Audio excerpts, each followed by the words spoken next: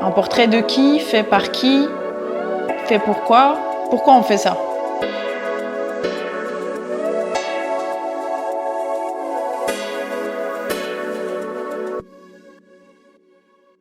Moi, je crois profondément que dans notre métier, on a des relations d'individu à individu. On vend ce qu'on montre d'abord et ce en quoi on croit après. C'est parti pour l'interview.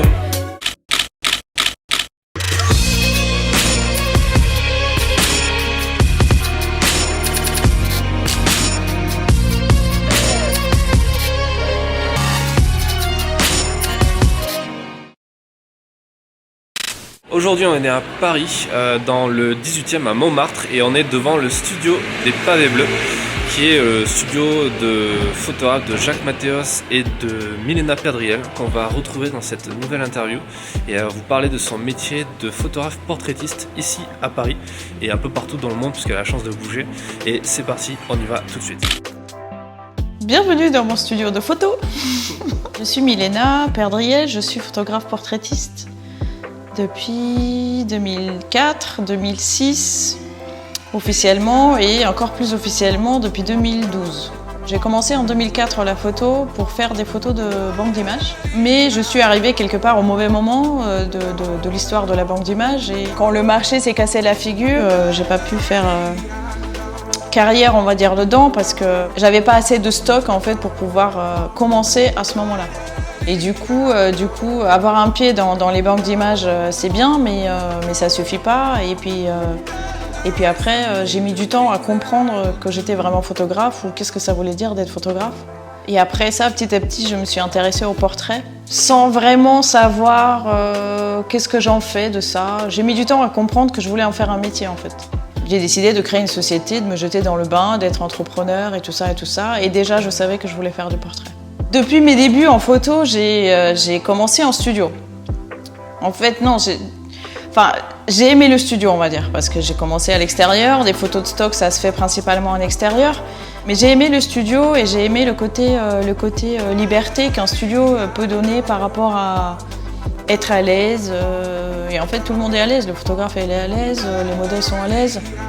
Et je pense que pas vraiment consciemment, j'ai choisi de travailler avec des particuliers, donc des personnes qui sont déjà pas à l'aise devant la caméra, devant l'appareil photo. Et du coup, cette intimité que le studio peut offrir était un argument pour moi, plus le fait que un studio il pleut jamais.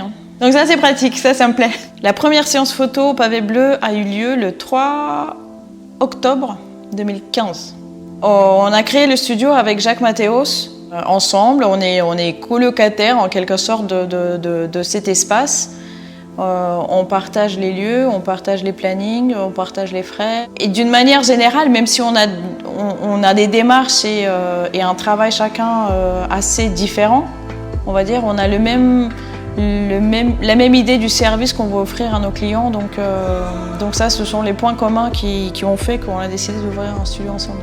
On n'est pas concurrent avec Jacques parce qu'on a des démarches qui sont différentes, on a des images qui sont différentes et on est intéressé par des clients majoritairement assez différents.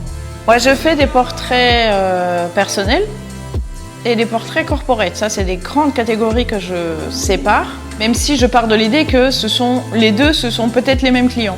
Mais c'est des offres en fait qui sont différentes parce que l'envie et le besoin, la motivation au départ est différente. Les portraits corporate, elles concernent un besoin de communication avec son image, que ça soit un employé ou quelqu'un qui recherche du travail ou un entrepreneur ou au sein d'une entreprise. On a vraiment besoin de communiquer sur son activité professionnelle. L'autre partie, ce sont les portraits personnels, c'est-à-dire la motivation, elle est toute autre en fait. C'est soit pour se faire plaisir, soit pour garder des souvenirs, soit pour célébrer quelque chose, pour prendre du temps pour soi. Et dans ce cadre-là, je travaille avec les individus. Je fais des portraits individuels. C'est ça que j'aime le plus, on va dire. Je travaille avec les couples et les familles. Et ma spécialité dans les familles, c'est plus avec les grands-enfants. J'aime communiquer avec les ados et j'aime la relation que les ados ils peuvent avoir dans leur famille. c'est quelque chose qui m'intéresse. Du coup, j'arrive à faire des choses bien avec ces familles-là, beaucoup plus. Et je suis beaucoup plus à l'aise qu'avec des familles avec des petits-enfants de 2, 3, 4, 5, 6 ans. J'arrive pas. Autant j'aime bien photographier les petits-enfants seuls. Enfin, les petits-enfants, les jeunes enfants seuls. Je trouve ça super intéressant. Mais quand ils sont avec leur famille, j'y arrive pas. Est-ce que tu veux faire une photo de maman avec mon appareil? Reste comme ça. Il y a beaucoup de choix personnels du photographe qui rentrent en jeu. Quand on est à l'aise avec un type de clientèle, on sera beaucoup plus apte à faire des photos chouettes et leur faire passer un bon moment et passer soi-même un bon moment. Quand on n'est pas à l'aise devant une clientèle, ça ne serait pas du tout le même résultat. Après, il y a des critères techniques et tout qui comptent et on peut arriver à faire de belles photos techniquement parlant. Mais quand on est à l'aise et quand on est bien et quand ça fait plaisir, il y a quelque chose de plus. Je passe, oui, effectivement, beaucoup de temps à parler avec les gens. Ouais. Je peux pas... Non, c'est pas vrai que je peux pas. Mais j'aime pas dire bonjour, allez-y, on vous photographie, posez-vous là. C'est nul. Alors, bien entendu, je montre les photos que je trouve réussies. Donc, je montre les photos parce que j'ai envie de partager avec eux mon enthousiasme. J'ai envie de les contaminer en quelque sorte avec ça. Et j'ai envie que ça les rassure. Comme moi, ça me rassure de voir que ma photo est bien. Donc, eux aussi, ça les rassure. Du coup, petit à petit, à chaque fois, en fait, ils lâchent, on va dire, la pression, la retenue, etc. D'un côté, c'est ça, c'est rassurant. Et d'un autre côté, c'est l'occasion d'avoir un retour s'il y a quelque chose qui leur déplaît. Quand les gens sont pas à l'aise, déjà, il y a beaucoup, mais vraiment beaucoup, 80% des gens peut-être, qui rentrent ici ou qui commencent même leur premier mail, leur premier message en disant « j'aime pas les photos, je suis pas photogénique » ou je sais pas quoi. Je dis « ok, tout va bien, c'est normal ». En fait, il faut, en tant que photographe, parce que c'est moi qui est le professionnel, en fait, ils me font confiance. C'est énorme que les gens me fassent confiance, ils me connaissent pas, ils me font confiance. Donc il faut les rassurer que moi, je sais ce qu'il faut faire. Et quand on discute avec eux, il faut reconnaître qu'ils ont peur. Il ne faut pas dire « mais non, c'est des conneries ». Il faut dire « bah oui, c'est normal, c'est normal, c'est une situation qui n'est pas normale ». Donc quand on va dans leur sens, on ne les blâme pas de ne pas être à l'aise, on ne les oblige pas à être à l'aise et on les met à l'aise. Mais comment on les met à l'aise? En fait, c'est une discussion. C'est une discussion tout à fait humaine, tout à fait engageante. Et petit à petit, ils lâchent la pression qu'ils se mettent tout seuls. Il faut essayer d'être suffisamment et attentif et à l'écoute.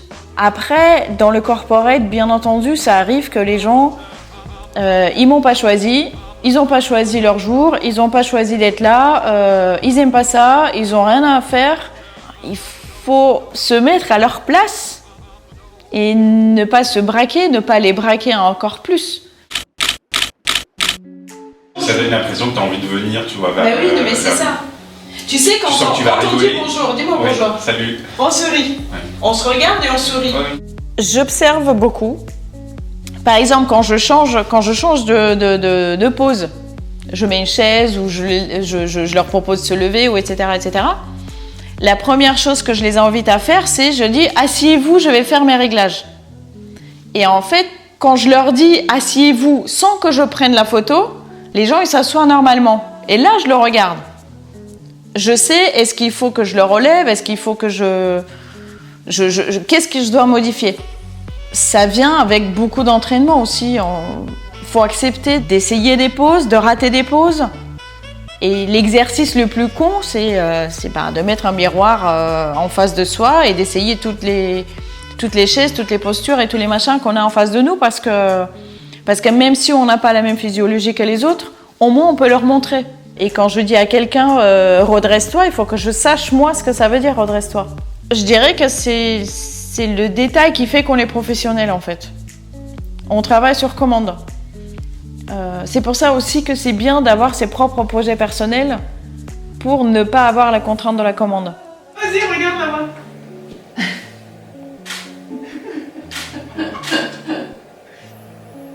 Je voudrais faire un gros plan. C'est en cherchant à comprendre dès le départ ce que veut le client. Et tant que c'est pas clair, eh ben, on n'y va pas. Et aussi, savoir accepter de dire non si quelque chose est au-delà de mes capacités, au-delà de mes compétences ou même au-delà de mes envies. C'est pour ça que je fais pas de bébé. Et parfois, quand le client il a des envies, des exigences, des contraintes, des conditions en tout cas, qui sont trop contraignantes pour moi, je le fais, mais je trouve le moyen de trouver quelque chose d'intéressant pour moi là-dedans.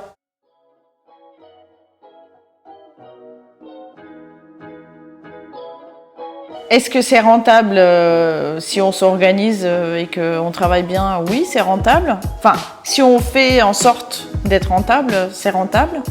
Le marché n'est pas mort. Là, on parle de photos de particuliers. On est dans un pays dans lequel, contrairement aux pays anglo-saxons, en fait, c'est pas naturel, c'est pas habituel, c'est pas dans les mœurs et dans les habitudes familiales de faire des photos, sauf peut-être pour les enfants.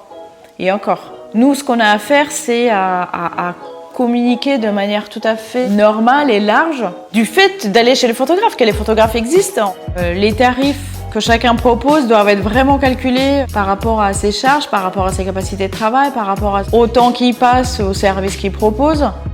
Au temps de la peinture, poser, ça prenait mais des heures et des crampes et c'est pas naturel. Et ça se voyait sur les photos. Et du coup, les gens, ils aimaient pas poser. Sauf que maintenant, on n'est plus dans ces contraintes techniques de l'appareil photo ou du peintre. On peut aller vite. Donc, c'est pas la peine de poser des heures. C'est pas la peine de faire un truc contraignant. On dédramatise, on sort de cette idée préconçue qu'on a de la pose. Il faut observer, voir et accepter aussi d'intervenir. Je vais pas, moi, photographe, je vais pas vexer quelqu'un si je lui dis de se redresser. Le drame que les gens ils se créent, le photographe qui est pas à l'aise, il l'entretient aussi. Alors, je te présente Marc.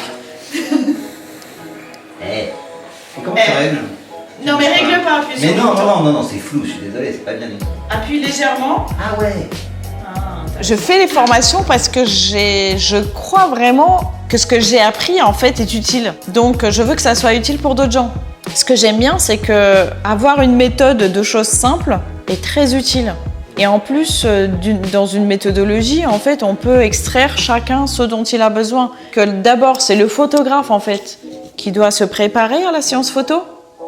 Après, il va avoir une manière de communiquer son état d'esprit, en fait, à ses clients pour qu'ils puissent justement créer cette connexion et cette confiance avec eux pour ouvrir les possibilités à ce qu'il soit vrai, naturel. Et après, pendant la séance photo en elle-même, il va initier en fait des interactions avec les clients ou entre eux. Mais c'est lui le guide, c'est lui l'initiateur.